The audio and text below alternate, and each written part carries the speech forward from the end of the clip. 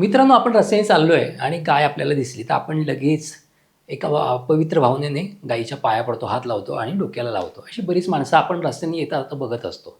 संपूर्ण भारत देशात बघाल तर गायीला पवित्र मानलेलं आहे आणि त्यातल्या त्यात गोमूत्राला तर अतिशय पवित्र मानलेलं आहे. कुठल्यातरी अशुभ स्थानातून आपण आलो, अशुभ गोष्टींना स्पर्श केला तर लगेच आपण गोमूत्र शिंपडून पवित्र होऊन जातो.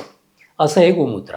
आणि विशेष म्हणजे काय माहिती आहे का, की संपूर्ण देशामध्ये, आपल्या भारत देशामध्ये गोमूत्र बऱ्याच प्रमाणात पिलं पण जातं. काही लोकांचं तर असं पण म्हणणं आहे, की कोणताही आजार होऊ दे गोमूत्र प्या.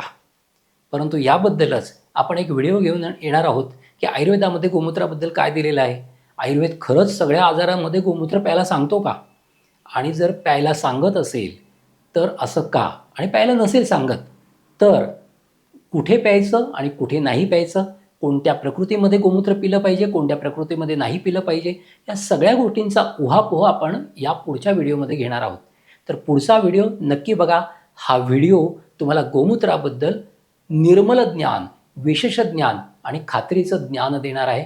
काहीतरी विशेष सांगणार आहे. पुढचा व्हिडिओ गोमूत्राबद्दलचा नक्की पहा. धन्यवाद.